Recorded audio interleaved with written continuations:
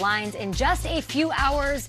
We will lead up to game day morning at 10 a.m. Eastern. Eisen and the gang will take over, but with more on this matchup to kick off your Turkey Day football madness. What's up, Stacey Dales? Well, Kay, as you know, the struggles have just continued for this Bears team offensively. 29th ranked total offense, 28th ranked scoring offense, but they have been woeful in the first quarter of games. They have been bad out of the gate. And in talking to head coach Matt Nagy, he's had difficulty throughout the season putting a finger on it. They're ranked 30th in the NFL with 24 points in the first quarter of games this season. And so their mission this week, especially on a short week, which could help them, in fact, coming off the Giants win, is to start fast. And talking to Mitch Trubisky, the frustration for him, Kay, it has been palpable. He talked about it this week, different players literally taking turns making mistakes. And so he said through the week, we've got to do a better job, be hungrier with the game plan, process the game plan, know it cold, inside and out, and then go out and execute it. They want to start fast against these Lions here today, Kay? Thank you so much, Stacey. And there is a Chicago Bear I think needs to be in your fantasy lineup. We'll get to that as well. But I don't know anything about David Blau. I'm just going to be dead honest with you. The Lions starter is starting, rookie starter. Rookie starter, just the third quarterback in NFL history to make his NFL debut as a starter on Thanksgiving. Ooh. Unbelievable. Don't roll your eyes when you see that name, David Blau, starting for the Lions today. He is a survivor and a competitor. This is a guy who shattered his ankle his junior year at Purdue, started his senior season as the backup, but he eventually won the job back. Led the Boilermakers to their biggest upset in years when they beat number 2 ranked Ohio State and Dwayne Haskins last year. And he put up a school record 572 passing yards against Missouri last year.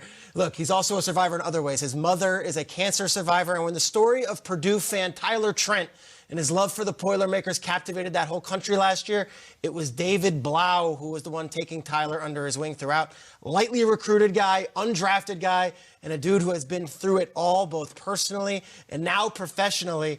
David Blau might be the perfect guy to start a game on Thanksgiving. I think it might be his only start of the year. Let's enjoy it. David Blau era. Let's go. You know Matthew Stafford. That's right. How is he handling grooming this kid on a short week to play in a huge game for this organization in their history? He's the ultimate leader, and you'll see him very active on the sideline coaching these guys up. He's like a second coach. He's been in it a while. Matt Stafford is now OG.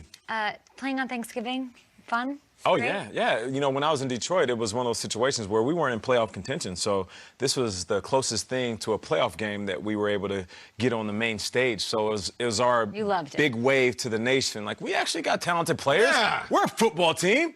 Detroit exists. Show us some love. We blew out the Packers one year, too. Yes, you did. Scotty Reynolds, hello. Talk about it. That game's going on in Detroit. 3 games today in honor of the holiday and a full slate of NFL action.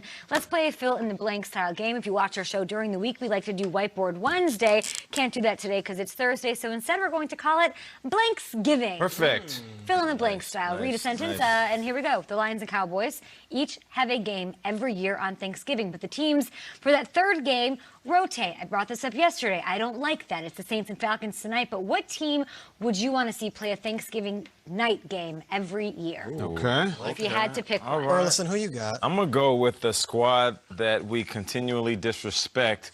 I can even go to our segment yesterday, 2-Point Conversing, where Schrager was trying to tell me that Russell Wilson wasn't the MVP frontrunner. And I think for that reason, we don't appreciate the fact that Seattle is one of the best teams in the business.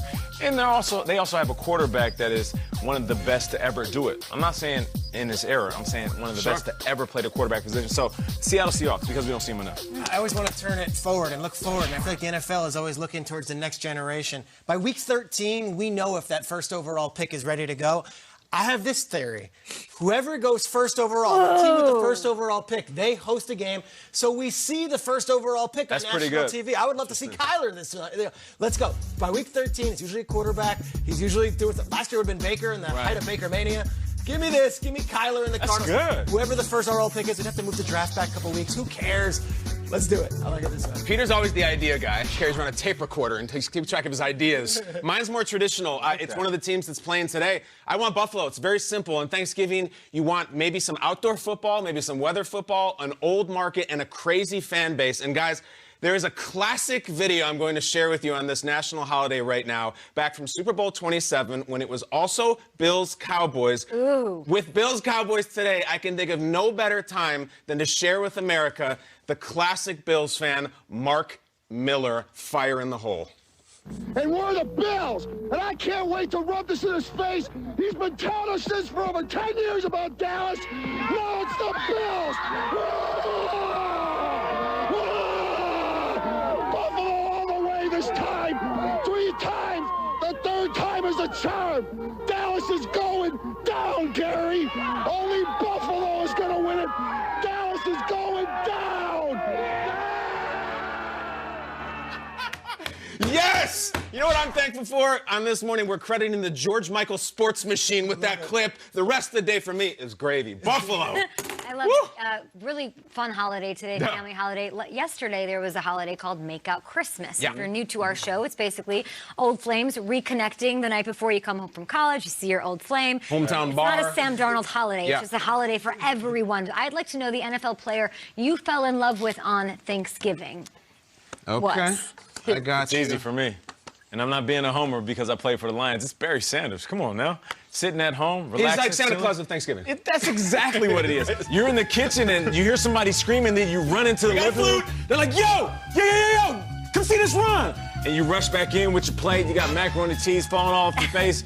And then you see Barry Sanders doing stuff like this. So I'm going with Barry, man. Barry was the ultimate superstar on Kyle, Thanksgiving. if you're new to our show, the flute signifies the Sam Spence Orchestra is coming in. We're getting If you hear classic woodwind NFL. or brass, we went old school, baby. I'm going with the guy who's going to be the coach today for the Cowboys. I fell in love with him as a player. He was a 3rd-string guy for the Dallas Cowboys.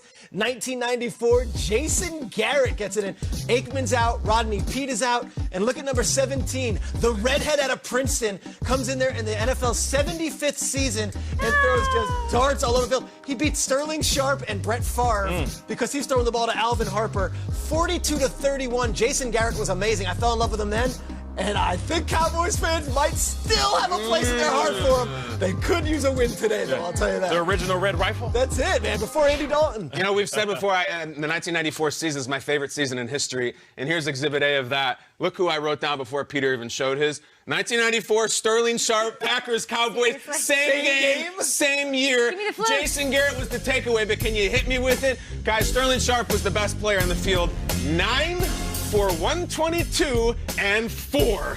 Absolutely dominant. 4 touchdowns for Sterling Sharp. You know, you see his brother on TV a lot screaming at a guy with orange hair. In this one, he was beating a guy with orange hair named Jason Garrett. Actually, he lost. 9 for 122 and 4 touchdowns, and he still took the loss. Sterling Sharp, taken too soon from the game. We still love you. Incredible day. More fun coming up on Thanksgiving, more public service announcements, and we will be here all day leading up to kickoff. And we're starting off your big day of watching football on Thanksgiving, getting you set, so do not go anywhere. Tuesday morning kicks off at 10 a.m. I mean, is that a cold turkey leg? Come on, Cam. I think it's room temp. Ugh. Not good. Ugh. And we'll give you an